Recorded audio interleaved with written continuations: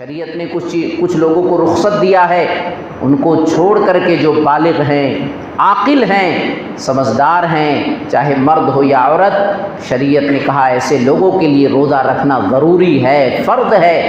سورہ بقرہ سورہ نمبر 2 آیت نمبر 183 میں نے پڑھی ہے، یا ایھا الذین آمنوا کتب علیکم الصیام کما کتب علی الذین من قبلکم۔ اللہ نے کہا روزہ فرض ہے، کتبہ فرضہ، یہ رمضان کا روزہ فرض ہے، سنت اور نفل اور مستحب نہیں ہے کہ رکھو تو ٹھیک ہے نہیں تو چل جائے گا، کوئی آپشن نہیں ہے آپ کے پاس، آپ کو رکھنا ہی پڑے گا، اور ہمیں نہیں، ہم سے پہلے امتیوں پر بھی فرض قرار دیا گیا تھا۔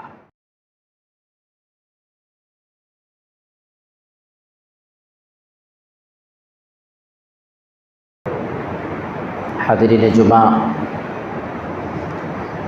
نوجوان ساتھیوں، پردہ نشین ماں اور بہنیں، تمام قسم کی حمد و ثنا، تعریف اور توصیف، کبریائی اور بڑائی اللہ رب العالمین کے لیے، اس کے بعد بے شمار درود و سلام نازل ہو تمام انبیاء کرام پر، خصوصاً آخری نبی جناب محمد عربی صلی اللہ علیہ وسلم پر۔ اللہم صلی علی محمد وعلی آل محمد کما صلیت علی ابراہیم وعلی آل ابراہیم انک حمید مجید۔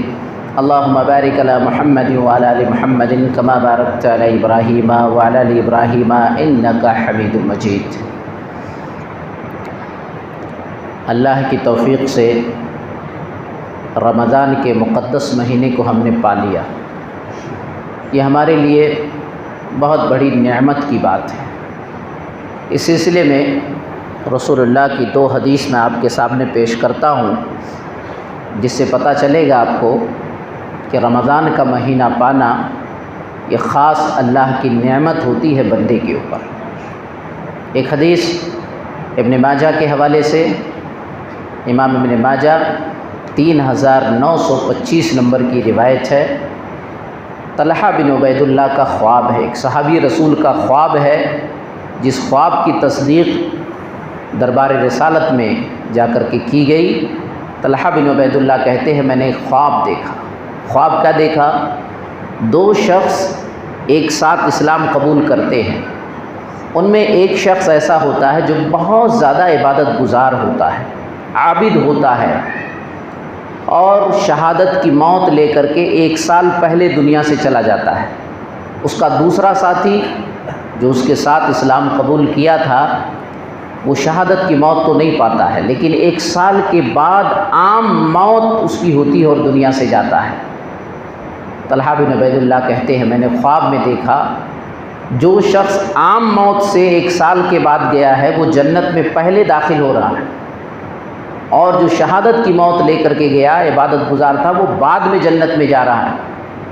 مجھے بڑا تعجب ہوا، میں نے اپنے ساتھیوں سے بیان کیا کہ میں نے رات کو اس طرح کا خواب دیکھا ہے، تو صحابہ نے بھی بڑا تعجب کیا کہ ایک شخص جو عابد بھی تھا، شہید بھی تھا، وہ بعد میں جنت میں، اور 1 سال جو نارمل دنیا سے جا رہا ہے وہ پہلے جنت میں۔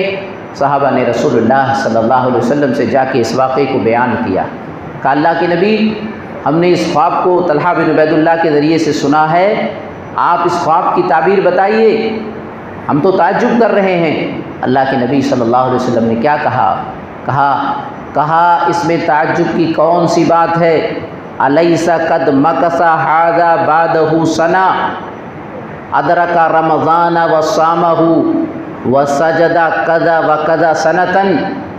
کہا کیا وہ تمہارا ساتھی جو بعد میں گیا، کیا وہ 1 سال زیادہ نہیں پایا؟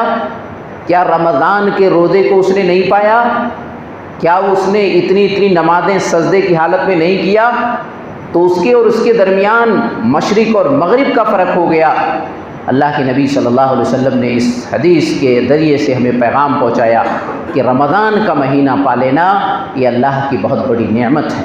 تو آپ سمجھیں جس مہینے میں آپ چل رہے ہیں یہ خالص اللہ کی توفیق سے آپ کو ملی ہے، اور اللہ کی بہت بڑی نعمت آپ کے ہاتھ آ گئی ہے۔ ایک حدیث اور اس کے ساتھ ملا لیں، ابن خزیمہ کی مسند احمد کی بہت مشہور روایت ہے، علامہ البانی نے اسے صحیح الترغیب و ترہیب کے اندر اس روایت کو صحیح قرار دیا ہے۔ اللہ کے نبی صلی اللہ علیہ وسلم مسجد نبوی میں تشریف لائے، رقی المنبرا قال آمین آمین آمین۔ 12 رمضان میں روایت آپ سنتے ہوں گے، اللہ کے نبی صلی اللہ علیہ وسلم ممبر پہ آ کے آمین آمین آمین کہہ رہے ہیں۔ صحابہ نے دیکھا اللہ کے نبی ما کان تصنع ھذا، اللہ کے نبی آپ کبھی ایسا نہیں کرتے تھے، آپ نے کبھی ایسا عمل نہیں کیا کہ آپ ممبر پہ آ کے آمین آمین آمین کہے، آپ نے ایسا کیوں کیا؟ اللہ کے نبی صلی اللہ علیہ وسلم نے کہا رغم انف عبد ادرک رمضان ادخل علیہ رمضان فلم یغفر لہ۔ دراصل جبریل میرے پاس کھڑے تھے اور میں بد دعا کر رہے تھے کہ آدمی ذلیل و رسوا ہو جائے، رمضان کا مبارک مہینہ پانے کے باوجود بھی اپنی بخشش نہیں کروا پاتا ہے۔ یہ روایت بتلا رہی ہے کہ رمضان کا مہینہ ملنا اللہ کی بہت بڑی نعمت ہے۔ تو سب سے پہلے ہم اس چیز کا احساس کریں کہ اللہ نے ایک بہت بڑی نعمت ہمیں عطا فرمائی ہے۔ اب سوال یہ ہے کہ اتنی بڑی نعمت آپ کو مل گئی ہے تو اس نعمت کا شکریہ کیسے ادا کریں گے؟ آپ کیسے نعمت کا شکریہ آپ ادا کریں گے؟ اس نعمت کا شکریہ سب سے پہلے ہم رمضان کے روزے رکھیں گے۔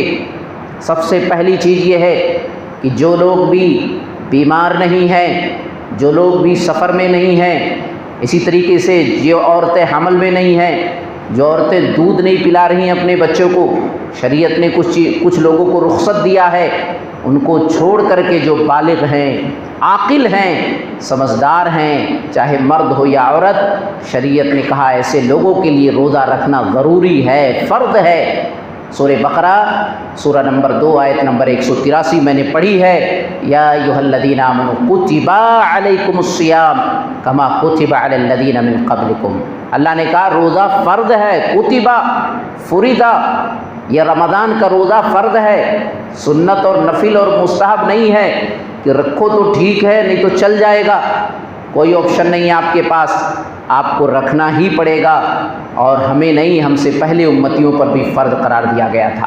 اسی طرح قرآن کریم نے سورہ بقرہ 185 نمبر کی جو آیت ہے اس میں بھی اللہ نے کہا فمن شہد منکم الشہر فلیصم، جو اس مہینے کو پا لے، الحمدللہ ہم نے پا لیا اس مہینے کو، تو اس مہینے کے پانے کے بعد ہماری ذمہ داری ہے، اللہ نے یہ نعمت دی ہے، اس کے شکریہ کا طریقہ یہ ہے کہ ہم روزہ رکھیں، یہ قرآن نے ہمیں بتایا۔ صحیح بخاری اور مسلم کی بڑی مشہور روایت، عبداللہ ابن عمر رضی اللہ عنہما حدیث کے راوی، اللہ کے نبی صلی اللہ علیہ وسلم نے ارشاد فرمایا بنی الاسلام علی خمس، اسلام کی بنیاد 5 چیزوں پر رکھی گئی ہے۔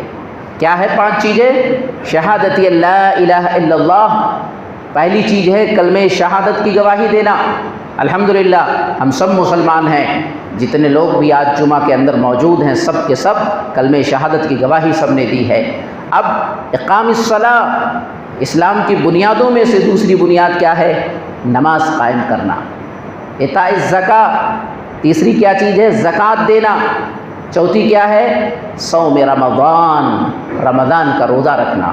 یہ اسلام کے 5 بنیادی ارکانوں میں سے ایک رکن ہے، اور یاد رکھیے اگر کسی بھی رکن کو ڈھا دیا جائے تو گویا کہ اسلام کو ہم نے ڈھا دیا ہے۔ تو اس حدیث سے بھی پتہ چلا کہ رمضان کے روزے ہمارے لیے فرض اور ضروری ہیں۔ رمضان کے روزے اگر ہم رکھتے ہیں اس کی بڑی فضیلت ہے۔ اللہ کے نبی صلی اللہ علیہ وسلم نے روزہ رکھنے والوں کی فضیلت بیان کی ہے۔ بڑے خوش نصیب ہیں جو اس ماہ مقدس میں روزہ رکھتے ہیں، بھوک اور پیاس کو برداشت کرتے ہیں، اپنی زبان کو برائیوں سے، گناہوں سے، گالی گلوچ سے بچا کے رکھتے ہیں۔ یہ کتنے خوش نصیب ہیں؟ آئیے کتاب و سنت کے چند دلائل کے ذریعے سے ہم اس کو سمجھ لیتے ہیں۔ اگر آدمی روزہ رکھتا ہے تو روزہ انسان کے لیے بخشش کا ذریعہ بھی ہے اور اللہ کے ہاں اجر عظیم کا ذریعہ بھی ہے۔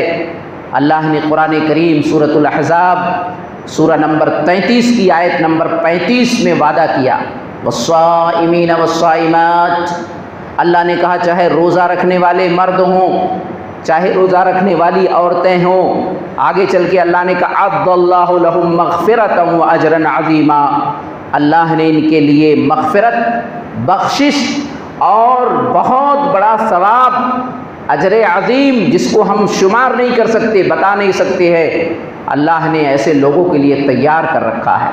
تو بڑے خوش نصیب ہیں کہ اللہ نے بخشش کا بھی وعدہ کیا ہے اس روزے سے، اور بہت بڑا ثواب کا بھی وعدہ اللہ رب العالمین نے کیا ہے۔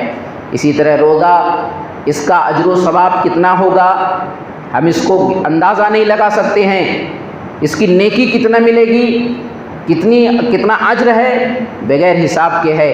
دیکھیے حدیث قدسی صحیح بخاری کتاب الصوم کی 1984 نمبر کی جو روایت ہے، 1984 نمبر کی حدیث، ابو ہریرہ رضی اللہ تعالیٰ عنہ حدیث کے راوی ہیں۔ اللہ کے نبی صلی اللہ علیہ وسلم نے ارشاد فرمایا، کل عمل ابن آدم، اللہ کہہ رہا ہے، قال اللہ، حدیث قدسی ہے، نبی صلی اللہ علیہ وسلم سے اللہ کہہ رہا ہے، کل عمل ابن آدم لہو الا الصیام، آدم کے جتنے بھی اعمال ہیں، جتنی بھی نیکیاں آدم کی اولاد کرتی ہے، لہو اس کے لیے ہے، فرشتوں کو مقرر کر دیا گیا ہے، فرشتے نیکی لکھتے رہتے ہیں، الا الصیام، مگر روزہ، فإنہ لی وأنا أجزی بہ، روزہ بندہ میرے لیے رکھتا ہے، کتنا اجر و ثواب اس کا ہے میں اس کا بدلہ دوں گا، میرے پاس اس کا اجر و ثواب ہے۔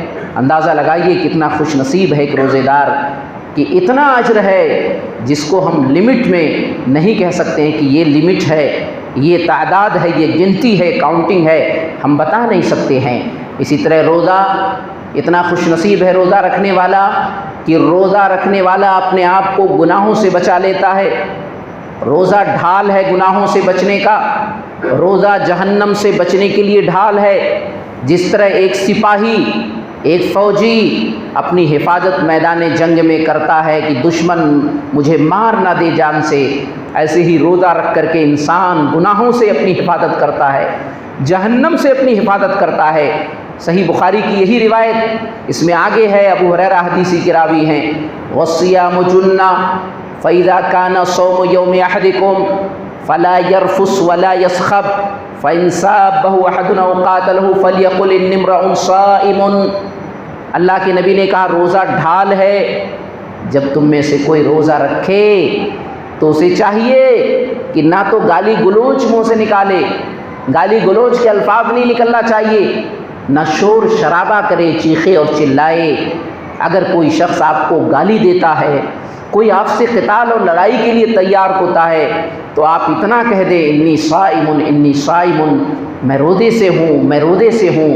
گویا کہ روزہ کتنی فضیلت کی بات ہے، کتنے اجر و ثواب کی بات ہے کہ روزہ انسان رکھ کر کے اپنے آپ کو گناہوں سے اور غلطیوں سے بچا لیتا ہے۔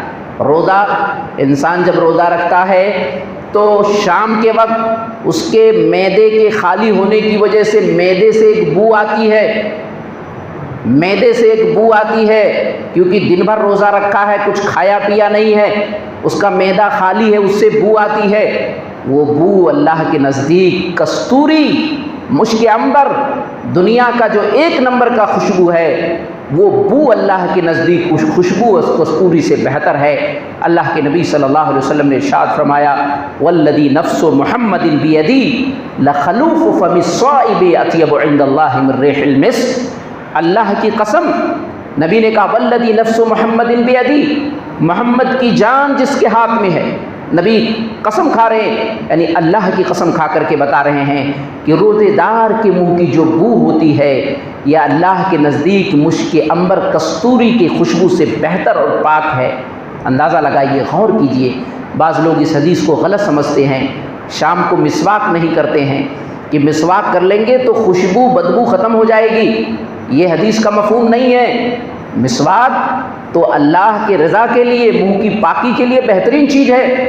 اللہ کے نبی روزہ رکھ کر کے کثرت سے مسواک کیا کرتے تھے، مسواک منع نہیں ہے، یہ معدے کی بدبو ہے، آپ کتنا ہی مسواک کریں گے، آپ اگر روزے سے ہیں تو وہ بدبو آپ کے معدے کی ختم نہیں ہوگی۔ اس کی فضیلت بتائی جا رہی ہے، اس کی اہمیت بتائی جا رہی ہے، اور یہ صرف روزے دار ہی اس اہمیت کو پا سکتا ہے۔ اندازہ لگائیں، آپ غور کریں کہ اتنی ساری فضیلتیں۔ روزے دار اللہ کا VIP مہمان ہے۔ جو شخص روزہ رکھتا ہے، اللہ نے کل قیامت کے دن اس کے لیے ایک VIP گیٹ تیار کر رکھا ہے، ایک خاص گیٹ جسے باب الریان کے نام سے ہم جانتے ہیں۔ صحیح بخاری کتاب الصوم کی 1996 نمبر کی جو روایت ہے، اس حدیث کے اندر سہل بن سعد رضی اللہ تعالیٰ عنہ حدیث کے راوی ہے، کہتے ہیں اللہ کے نبی صلی اللہ علیہ وسلم نے ارشاد فرمایا، ان فی الجنت بابا یقال له ریان، جنت میں ایک گیٹ ہے، اس گیٹ کا نام، اس دروازے کا نام ریان ہے، یدخل منہ الصائمون، صرف روزے دار ہی اس سے داخل ہوں گے، اس کے علاوہ کوئی بھی نہیں داخل ہوگا۔ حدیث کے الفاظ ہیں، کہا جائے گا این الصائمون، اللہ آواز لگائے گا، اللہ کہے گا آواز لگانے والے سے آواز لگاؤ، میدان حشر میں لوگ رہیں گے انتظار میں، اب جنت میں جانے کی باری ہے، حساب و کتاب کے بعد اللہ کہے گا آواز لگاؤ، این الصائمون، آواز لگائی جائے گی، کہاں روزے دار ہیں، کہاں روزے دار ہیں، روزے دار آئیں گے، اس کے بعد روزے دار کو آنے کے بعد کہا جائے گا یہ تمہارے لیے باب الریان ہے، اس گیٹ سے تم ہی جاؤ گے، فلم يدخل منهم احد غیرهم، حدیث کے الفاظ ہے کہ ان کے علاوہ کوئی اس گیٹ سے داخل نہیں ہوگا، فَإِذَا دَخَلُوا أُغْلِقَا، جب یہ داخل ہو جائیں گے روزے دار تو اس گیٹ کو بند کر دیا جائے گا، فلم يدخل منهم احد، اس کے بعد کسی کو بھی اس سے انٹری نہیں ملے گی۔ اندازہ لگائے، غور کریں کتنے خوش نصیب ہیں وہ لوگ جو روزہ رکھتے ہیں، بھوک اور پیاس کو برداشت کرتے ہیں، روزے کی روح کو لے کر کے چلتے ہیں، یہ کتنے خوش نصیب ہیں۔ یہ روزہ جو ہم برداشت کرتے ہیں، روزہ ہم رکھتے ہیں، تکلیف اور مصیبت کو سہتے ہیں، اللہ نے وعدہ کیا ہے ایسے لوگوں کے لیے کہ آپ کی شفاعت روزے کے ذریعے سے کی جائے گی۔ نبی صلی اللہ علیہ وسلم نے ارشاد فرمایا، صحیح الترغیب و ترہیب کی 1005 نمبر کی روایت ہے، علامہ البانی نے صحیح قرار دیا ہے اس روایت کو، الصیام والقرآن یشفعان للعبد یوم القیامہ، روزہ اور قرآن دونوں بندے کے لیے شفاعت کریں گے، روزہ اور قرآن دونوں بندے کے لیے شفاعت کریں گے۔ قرآن، اس کا تعلق راہ رمضان سے ہے، ماہ رمضان میں قرآن کا نزول ہوا ہے۔ دیکھیے بہت خاص تعلق اللہ کے نبی فرما رہے ہیں کہ روزہ اور قرآن دونوں قیامت کے دن بندے کے لیے سفارش کریں گے۔ یہ قرآن کے بارے میں آپ سمجھ لیں، اللہ نے قرآن میں کہا شہر رمضان الذی انزل فیہ القرآن، دنیا کی سب سے بہترین کتاب، آسمانی کتابوں میں سے سب سے بہتر اور آخری کتاب نازل اللہ نے کب کیا؟ سب سے بہترین مہینے میں، رمضان کے مہینے میں، اور رمضان کے مہینے میں جو سب سے بہترین رات ہے، لیلۃ القدر کی رات ہے، اس رات میں نازل کیا۔ اللہ نے قرآن میں دونوں بات کی شہادت دی ہے، شہر رمضان الذی انزل فیہ القرآن ھدی للناس وبینات من الھدی والفرقان، اللہ نے رمضان کے مہینے میں قرآن کو نازل کیا ہے۔ روزے اور قرآن، رمضان اور قرآن، زبردست اس کا تعلق ہے، دونوں کا آپس میں بڑا مضبوط ربط ہے۔ اللہ نے کہا قرآن ہم نے رمضان کے مہینے میں نازل کیا۔ قرآن انسانیت کے لیے ہدایت ہے، کوئی بھی شخص ہدایت کی نیت سے قرآن کو پڑھے گا اسے سچی چیز مل جائے گی، اور ہدایت اور حق و باطل کی وضاحت کے لیے اس میں بہت ساری نشانیاں موجود ہیں۔ قرآن انا انزلناہ فی لیلۃ القدر، اللہ نے کہا لوح محفوظ سے بیت العزہ میں ایک ساتھ میں نے اسے لیلۃ القدر کی رات میں اتارا۔ اس کے بعد نبی صلی اللہ علیہ وسلم پہ 23 سالہ کی زندگی میں وقفے سے یہ قرآن اتارا گیا، دھیرے دھیرے نبی صلی اللہ علیہ وسلم پہ آیا۔ تو قرآن، اس کا تعلق بہت گہرا ہے، اس لیے ہمیں ماہ رمضان میں روزوں کے ساتھ ساتھ قرآن کا بھی اہتمام کرنا ہے، کثرت کے ساتھ قرآن کریم کو پڑھنا ہے۔ ترمذی کی 2910 نمبر کی جو روایت ہے، عبداللہ بن مسعود رضی اللہ تعالیٰ عنہ حدیث کے راوی ہیں، کہتے ہیں اللہ کے نبی صلی اللہ علیہ وسلم نے ارشاد فرمایا، کہا اے لوگو قرآن کریم پڑھو، اے لوگو قرآن کریم کی تلاوت کرو، قرآن کریم کی تلاوت کرنے سے یہ فائدہ ہوگا۔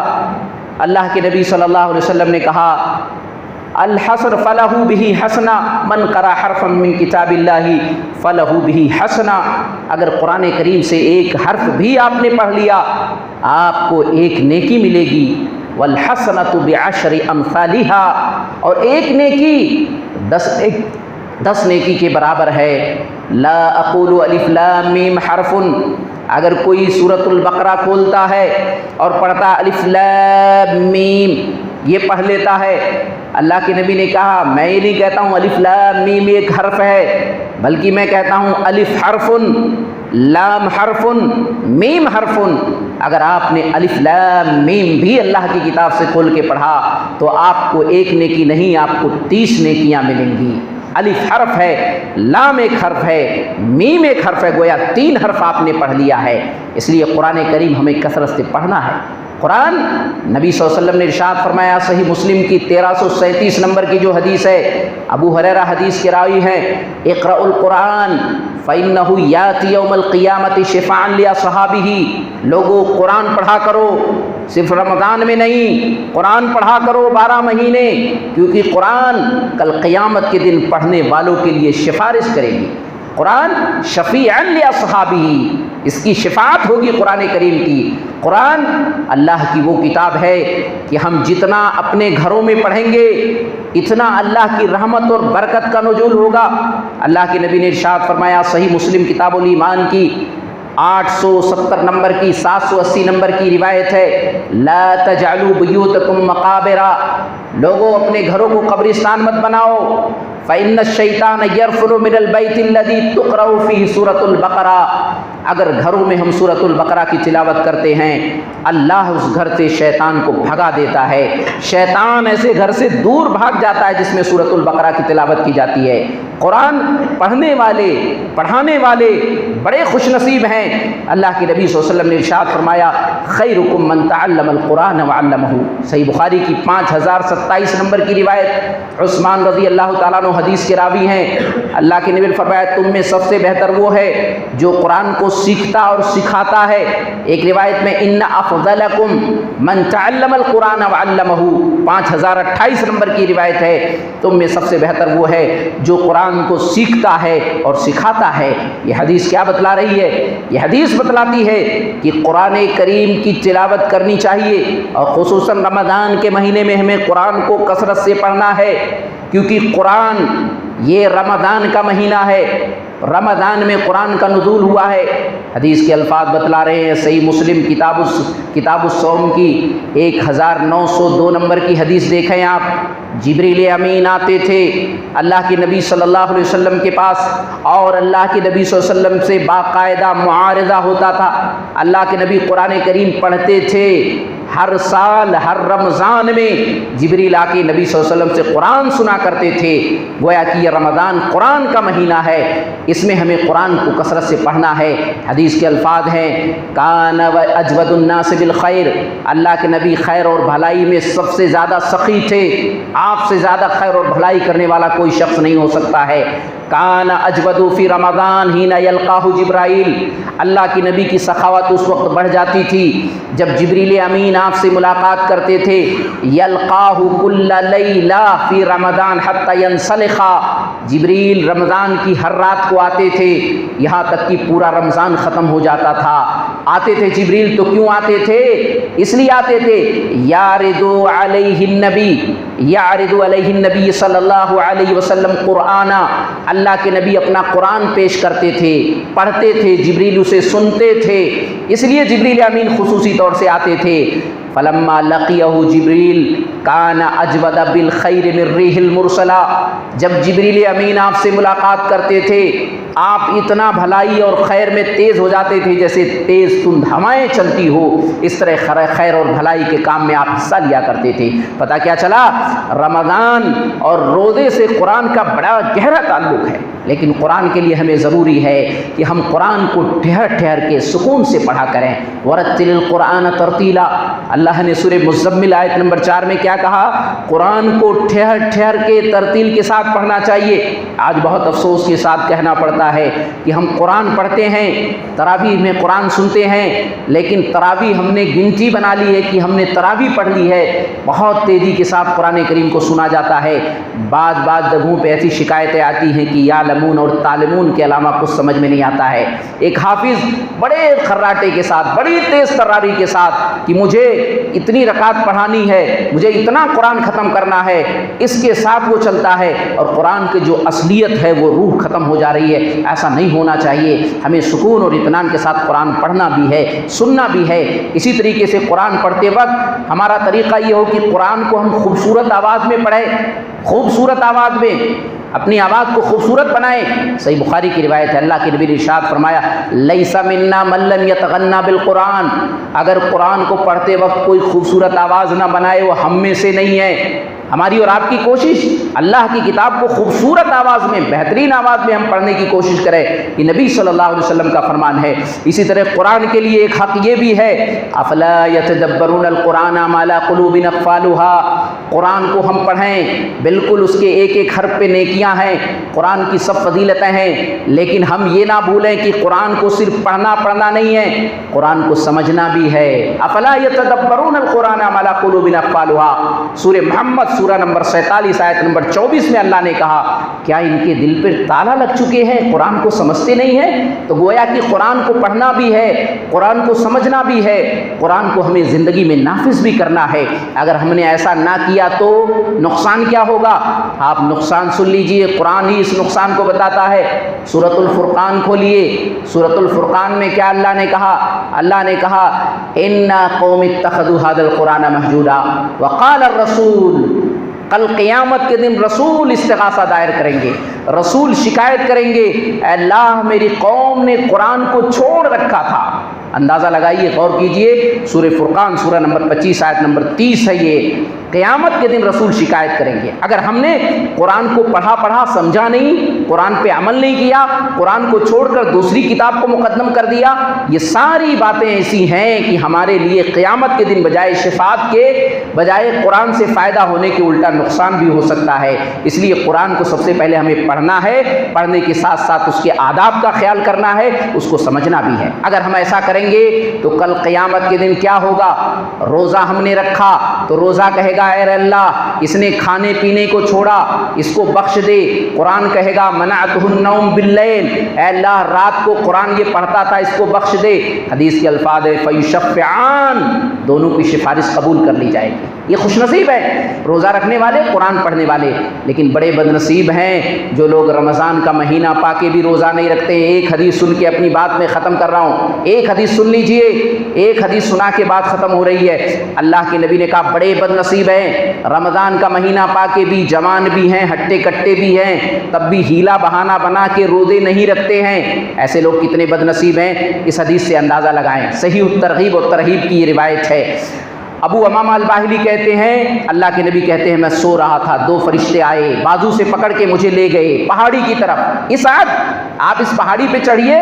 कहा, अल्लाह के नबी ने कहा, मैं तो नहीं चढ़ पाऊंगा। कहा, चलिए हम चढ़ाते हैं। अल्लाह के नबी कहते हैं, जब पहाड़ी पे मैं चढ़ा तो वहाँ मैंने क्या देखा? इज़न बिअस्वातिन शदीदा, चीखने चिल्लाने की, आहो बुका की आवाज़ आ रही थी। मैंने कहा, कौन है ये लोग? कहा, अवाउ अहलिन नार, जहन्नमियों के चीखने चिल्लाने की आवाज़ है, ये जहन्नमी है, चीख और चिल्ला रहे हैं। कहा, अच्छा ये जहन्नमी है। कहा, उसके बाद इदन तलक़ा बी, मुझे और आगे लेकर के गए। फ़इज़ा अना कौमुन मुअल्लक़ीना बिअराक़ीबिहिन, मैंने कुछ लोगों को देखा, उनको उल्टा लटका दिया गया था, जैसे बकरे को काटते वक्त लटकाते हैं, उल्टा लटका दिया, टांगों के बल लटका दिया गया और उनके बाँछों को चीरा गया है, खून बह रहे हैं। मैंने कहा, मा हाउलाए, ये कौन से मुजरिम हैं, इनको उल्टा लटका के इनके बाँछों को काटा गया है, खून बह रहे हैं। कहा, हाउलाइल्लज़ीना युफ्तिरून क़ब्ला तहिल्लत सौमिहिम, ये वो बदनसीब हैं रमज़ान का मुक़द्दस महीना पाने के बावजूद, रोज़े की अज़मत और फजीलत को समझने के बावजूद रमज़ान के रोज़े नहीं रखा करते थे, रमज़ान में भी खाया पिया करते थे। पता चला, अगर हम रोज़े रखते हैं, कुरान पढ़ते हैं, खुश नसीब, और अगर हम कुरान नहीं पढ़ रहे हैं, रोज़े नहीं रख रहे हैं, तो इतने बदनसीब हैं, इतने बदनसीब हैं जिसका अंदाज़ा हम लगा नहीं सकते हैं। अल्लाह से हम दुआ करें, जो भी बात कही गई सुनी गई, अल्लाह कहने सुनने से ज़्यादा हमें समझने, अपनी ज़िंदगी में इसे नाफिज़ करने की तौफ़ीक़ अता फ़रमाए। अल्लाह अब तक जो رمضان گزر چکے ہیں ہم نے جو بھی نیکیاں کی ہے اللہ اسے قبول فرما لے۔ اللہ جو باقی ایام ہیں اللہ صحت اور تندرستی کے ساتھ ہمیں زیادہ سے زیادہ نیکیاں کمانے کی توفیق عطا فرما۔ اللہ ہم میں سے بہت سارے لوگ بیمار ہوں گے، انہیں شفاء کامل اور عاجل عطا فرما۔ اللہ ہم میں سے جو پریشان حال ہیں ان کی پریشانیوں کو دور فرما دے۔ اللہ ہمارے آخری وقت جو ہو تو ہمارے زبان سے کلمہ لا الہ الا اللہ جاری ہو۔ اللہ میدان حشر کی تمام پریشانیوں اور سختیوں سے ہماری حفاظت فرما لے۔ اللہ نبی صلی اللہ علیہ وسلم کے ہاتھوں سے حوض کوثر کا پانی عطا فرما۔ اللہ ہمارا ذل قیامت کے دن ہمیں سیدھے ہاتھ میں تھما۔ اللہ ہمیں جنت الفردوس میں جگہ دے۔ اللہ ہمیں جہنم کے عذاب سے بچا۔ آمین وآخر دعوانا الحمد للہ رب العالمین۔